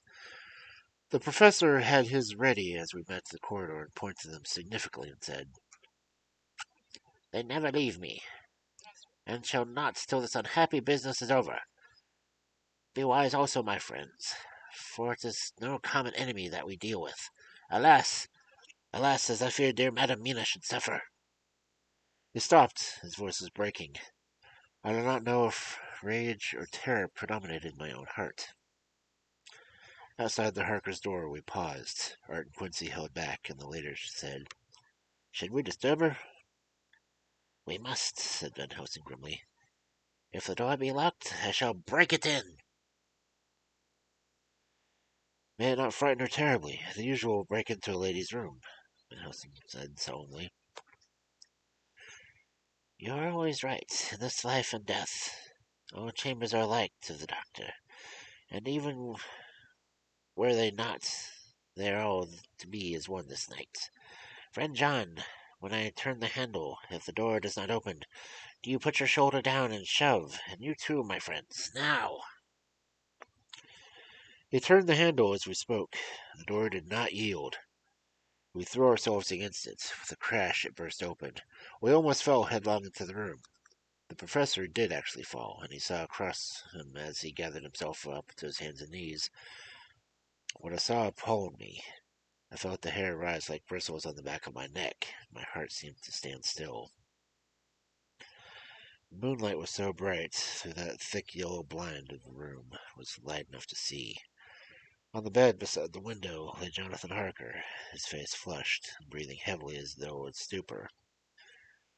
Kneeling on the near edge of the bed facing outwards was the white-clad figure of his wife. By her stood a tall, thin man, clad in black. His face was turned from us, but the instant we saw him we all recognized the Count. In every way, even to the scar on his forehead. With his left hand, he held both Mrs. Harker's hands, keeping them away from her with his arms full of tension. His right hand gripped her by the back of the neck, forcing her face down on his bosom. Her white nightdress was smeared with blood, and a thin stream trickled down the man's bare breast, which was shown by the torn open dress. The attitude of which the two was a terrible resemblance of a child forcing a kitten's nose into a saucer of milk to compel it to drink. As we burst into the room, the Count turned his face, and the hellish look that I had heard described seemed to leap unto it. His eyes flamed red with a devilish passion. The great nostrils of his white, aquiline nose opened wide and quivered at the edge, and the sharp white teeth behind the full lips of blood-dripping mouth clamped together like those of a wild beast. With a wrench which threw his victim back onto the bed as though hurled from a height, he turned and sprang at us. But by this time the professor had gained his feet and was holding towards him the envelope which contained the sacred water. The Count suddenly stopped, just as poor Lucy had done outside the tomb, and cowered back. Further and further back he cowered as we, lifting our crucifixes, advanced. The moonlight suddenly failed, as a great black cloud sailed across the sky, and when the gaslight sprang up under Quincy's match, we saw nothing but a faint vapor. This, as we looked, trailed under the door, which, with the recoil of its bursting open, had swung back into its old position. Van Helsing, Art, and I moved towards Mrs. Harker, who by this time had drawn her breath, and with it had given a scream so wild, so ear-piercing, so despairing, that it seems to be now that will ever be ringing in my ears till my dying day. For a few seconds she lay in her helpless attitude in disarray. Her face was ghastly with a pallor which was accentuated by the blood which smeared her lips and cheeks and chin. From her throat trickled a thin stream of blood. Her eyes were mad with terror. Then she put before her face her poor crushed hands, which bore on her the whiteness of the red mark of the Count's terrible grip. And from behind them came a low, desolate wail, which made the terrible scream seem only the quick exposition of an endless grief. Van Helsing stepped forward and drew the coverlet gently over her body, whilst Art, looking after her face an instant despairingly, ran out of the room. Van Helsing whispered to me, Jonathan is in a stupor, as we know the vampire can produce. We can do nothing with poor Madam Mina for a few moments till she recovers herself. I must wake him. He dipped the end of the towel with cold water and began to fling him from the face, his wife all the while holding her face between her hands and sobbing in a way that was heartbreaking to hear. I raised the blind and looked out of the window. There was such moonshine, and as I looked I could see Quincy Morris racing across the lawn and hide himself in the shadow of a great yew tree. It puzzled me to think why he was doing this, but at the instant I heard Harker's quick explanation as he woke to partial consciousness and turned to the bed. On his face, there might as well have been a look of wild amazement. He seemed dazed for a few seconds, and then full consciousness seemed to burst upon him all at once as he started up. His wife was aroused by the quick movements and turned to him with her arms outstretched, though to embrace him. Instantly, however, she drew them in again, putting her elbows together, held her hands before her face, and shuddered till the bed beneath her shook. God's name, what does this mean? Harker cried out. Dr. Seward, Dr. Van Helsing, what is it? What has happened? What is wrong? Mina, dear, what is it? What does the blood mean? My God, has it come to this?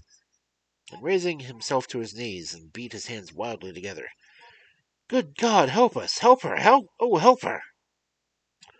With a quick movement, he jumped from the bed and began to pull on his clothes, all the man in him awake to the need of instant exclusion. What has happened? Tell me about it, he cried without pausing. Dr. Van Helsing, you love Mina, I know. Oh, do something to save her. She cannot have gone too far yet. Guard her while I look for him. His wife, through her terror and horror and distress, saw some sure danger to him, and instantly forgetting her own grief, seized hold of him and cried out, No, no, Jonathan, you must not leave me. I have suffered enough tonight, God knows, without the dread of this harming you. You must stay with me. Stay with these friends who will watch over you. Her expression became frantic as she spoke, and as he yielded to her, she pulled him down, sitting beside the bed, and clung to him fiercely. Van Helsing and I tried to calm them both. The professor held up his little crucifix and said with wonderful calmness, Do not fear, my dear. We are here, and whilst this is close to you, no foul thing can approach. You are safe for tonight, and we must be calm and take counsel together. She shuddered and was silent, holding down her head to her husband's breast. When she raised up, the white nightrobe was stained with blood where her lips had touched, and where the thin open wound of her neck had sent forth drops. The instant she saw it, she drew back with a low wail and whispered amidst choking sobs, Unclean, unclean! I must touch him or kiss him no more. Oh, should that it be so, I am now my own worst enemy, and whom may I have most fear? To this he spoke out resolutely. Nonsense, Mina. It is shame to hear such a word. I would not hear it from you. I shall not hear it from you. May God judge me by my own deserts and punish me with more bitter suffering than this, even this hour, if by any act or will mine anything ever become between us. He put out his arm and folded her to his breast, and for a while she lay there sobbing. He looked at us over her bowed head, with eyes that dampened above the quivering nostrils. His mouth was set as steel. After a while her sobs became less frequent and more faint. And then she said to me, speaking with studied calmness which I felt tried this nervous power to the utmost. And now, Dr. Seward, tell me all about it. Too well I know the broad fact. Tell me all that has been. I told him exactly what had happened, and he listened with seeming impassiveness. But his nostrils twitched and his eyes blazed as I told how the ruthless hands of the Count had held his wife in that terrible and horrid position, with her mouth to the open wound of his breast. It interested me, even at the moment, to see that whilst his face was white with passion, worked convulsively over the bowed head, his hands tenderly and lovingly stroked her ruffled hair. Just as I had finished, Quincy and Guttlering knocked at the door. They entered in obedience to our summons. Van Helsing looked at me questioningly. I understood him to mean that if we were to take advantage of their coming to divert, if possible, the thoughts of the unhappy husband and wife from each other, and from themselves. So, on my nodding acquaintance to him, he asked them what they had seen or done, to which Lord Guttlering answered, I could not see him anywhere in the passage or any of the rooms. I looked in the study, but though he had been there, he had gone. He had, however, he stopped suddenly, looking at the poor drooping figure on the bed. Van Helsing said gravely, "Go on, friend Arthur. We want no more concealments. Our hope is now in knowing all. Tell freely." So Art went on. He had been there, and though it could only be seen so far as a few seconds, he made rare hay of the place. All the manuscript had been burned, and the blue flames were flickering among the white ashes. The cylinders of your phonograph, too, were thrown in the fire, and the wax had helped the flames. Here I interrupted. Thank God there is another copy in the safe. His face lit for a moment, but fell again as he went on. I ran downstairs and could see no sign of him. I looked into Renfield's room, and there was no trace except... Again he paused. Go on, said Harker hoarsely. So he bowed his head, and moistening his lips with his tongue, he added, except the poor fellow is dead. Mrs. Harker raised her head, looking from one to the other of us, and said solemnly, God's will be done. I could not feel but Art had been keeping back something. But, as I took it as it was on purpose, I said nothing. Van Helsing turned to Morris and asked, And you, friend Quimby, have you any to tell? A little, he answered. It may be as much eventually, but at present I can't say. I thought it well to know the possible where the Count would have go if he left his house. I did not see him, but I saw a bat rise from Renfield's window and flap westward. I expected to see him in some shape go back to Carfax, but evidently he sought some other lair. He will not go back tonight, for the sky is reddening in the east, and John is close. We must work tomorrow. He said the latter words through his shut teeth. For a space of a couple of minutes there was silence, and I could fancy that I could hear the sound of our hearts beating.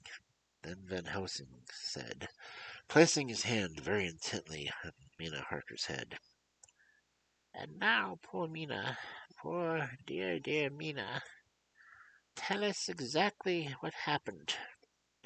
God knows that I do not want that you be pained, but it is need that we know all. For now more than ever has all work got to be done with sharp and in deadly earnest. The day is close to us that this must all end, and if it be so, now is the chance we have to live and learn. the poor dear lady shivered, and I could see the tension in her nerves as she clasped her husband closer to her, and bent her head lower and lower till still on his breast. Then she raised her head proudly and held out one hand to Van Helsing, took it in his, and, after stooping and kissed it reverently, held it fast. The other hand was locked in that of her husband, who held his other arm thrown around her protectively. After a pause in which she was evidently ordering her thoughts, she began. I took the sleeping draught which you had so kindly given me, but for a long time it did not act. It seemed to become more wakeful, and myriads of horrible fancies began to crowd in my mind, all of them connected with death, and vampires, with blood and pain and trouble. Her husband involuntarily groaned as she turned to him and said lovingly, Do not fret, dear. You must be brave and strong, and help me through this horrible task. If you only knew what the effort was to me to tell this terrible thing, you would all understand how much I need your help. Well, I saw I must try to help the medicine in its work with my will. I'm getting the voices off here. If it was to do me any good, so I resolutely set myself to sleep. Sure enough, sleep must soon have come to me, for I remember no more. Jonathan coming in had not waked me, for he lay by my side when I next remember. There was in the room the same thin white mist that I had noticed before. But I forget now if you know of this. You will find it in my diary, which I shall show you later. I felt the same vague terror which had come to me before, and the same sense of some presence. I turned to wake Jonathan, but found that he slept so soundly that it seemed as if it was he who had taken the sleeping draught and not I. I tried, but I could not wake him. This caused me great fear, and I looked around terrified. Then indeed my heart sank beneath me, for he was on the bed as if he stepped out of the mist, or rather, if the mist had turned into his figure, for it had entirely disappeared, stood a tall man, thin man, in all black. I knew him at once from the descriptions of the others. The waxen face, the high aquiline nose, on which the light fell, a thin white line, the parted red lips, the sharp teeth showing between, and the red eyes that I had seemed to see in the sunset in the windows of St. Mary's Church at Whitby. I knew, too, the red scar on his forehead where Jonathan had struck him.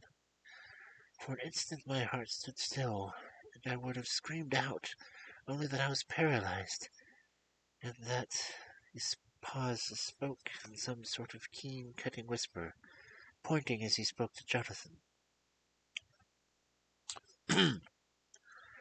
Silence! If you make a sound, I shall take him and dash his brains out before your very eyes. I was appalled and was too bewildered to say anything. With a mocking smile, he placed one hand upon my shoulder and, holding me tight, bared my throat, the young saying, as he did so, "First a little refreshment to reward my excursions. You may as well be quiet. It is not the first time or the second that your veins have appeased my thirst." I was bewildered, and strangely enough, I did not want to hinder him. I suppose it isn't a part of the horrible curse that happens when his touch is on his victim. And oh, my God, pity me! This placed his reeking lips on my throat.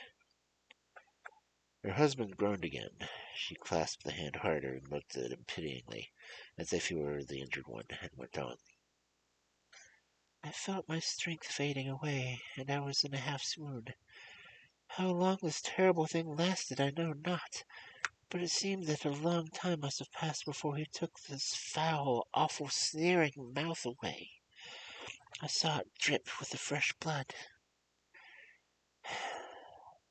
The remembrance seemed for a while to overpower her, and she drooped and would have sunk down but for her husband's sustaining arm. With a great effort, she recovered herself and went on. Then he spoke to me mockingly. "And so you, like the others, would play your brains against mine. You would help these men to hunt me and frustrate me in my designs. You know now, and they know in part already, and will know in full belong what it is to cross my path. They should have kept their energies for use closer to home, whilst they played wits against me who commanded nations and intrigued for them, and fought for them hundreds of years before they were born. I was countermining them. And you, their best beloved one, are now mine, flesh of my flesh, blood of my blood, kin of my kin, my beautiful winepress for a while, and shall be later on my companion and my helper. You shall be avenged in turn, for not one of them but shall minister to your needs. But yet you are to be punished for what you have done. You have aided and thwarted me. Now you shall come to my call. When my brand says come to you, you shall cross land or sea to do my bidding. And to end this..." With that he pulled open his shirt. With his long, sharp nails opened a vein in his breast. When the blood began to spurt out, he took my hands in his, holding them tight, and with the other seized my neck and pressed my mouth to the wound, so that I must either suffocate or swallow some of the... Oh, my God, what have I done? What have I done to deserve such fate? I who have tried to walk in meekness and righteousness in my days. God, pity me. Look down on my poor soul in worse than mortal peril, and in mercy pity those to whom she is dear. Then she began... Then she began to rub her lips, as though to cleanse them from pollution. She was telling her terrible story. The eastern sky began to quicken, and everything became more and more clear.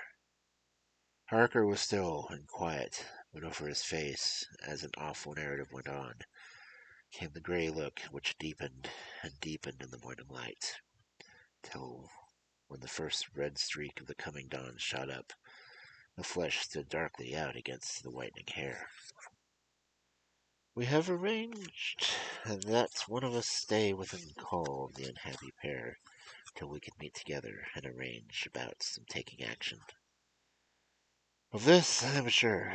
The sun rises today on no more miserable house in all the great round of its daily course. Okay. I am not sure if I can continue that one for a while, so let me get back to the chatting screen. Oh, I swear, doing Renfield's voice, I'm glad he died. Sorry, that shouldn't be said, but his voice was probably the most irritating of all for me to try to cover.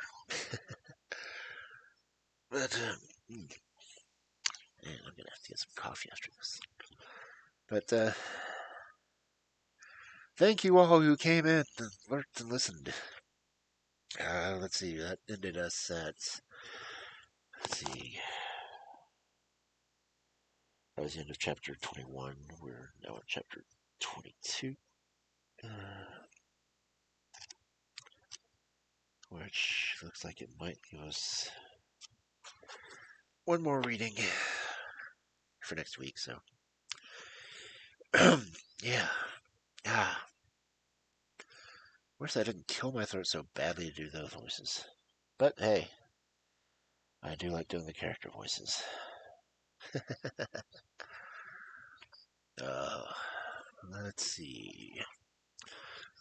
Does anyone have any suggestions on people we might raid, or should I just look to see who's on? Let's see who is on right now. Let's see. Primrose. Nope. Soybean. I haven't rated her for a while. She doing? She is doing Brawlhalla. I don't see any of my fellow readers on. I have to finish going through this list. Dusk is on playing Overwatch. Jake is still doing art, but he's also doing his marathon. Ooh. Peach is doing art. Joe is on a list. Is not yet affiliate.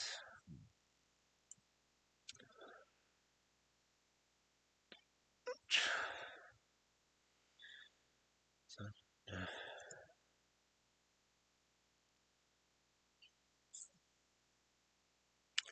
actually, yeah. Wonder what he,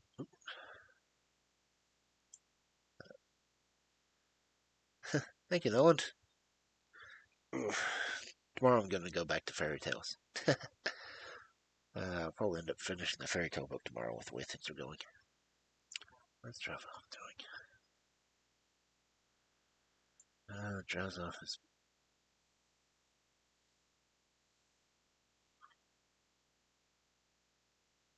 Okay. Dryzoff is still going, so let's raid him.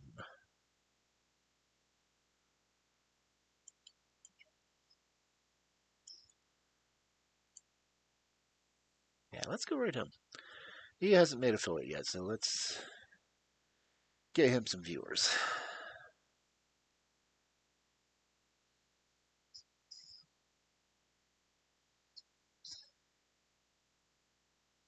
Let's see.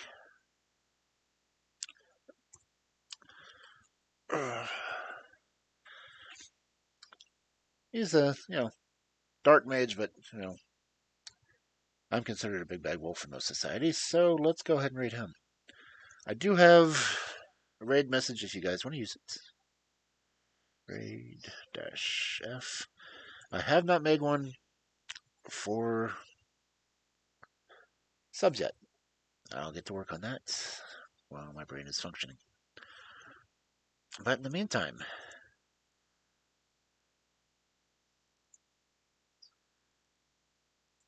yeah, let's go raid him. And I like using my regular motes because they are useful. So I will hopefully see you all tomorrow when we go back into fairy tales. And I do have stuff for Christmas, so no, Christmas Eve anyway. I'm gonna start out reading on my own, then I'm just gonna let everything play, and then I've got a story that I'm going to read at the end of Christmas Eve. So yeah, let's all head over to see Dryzoff, and have a good night.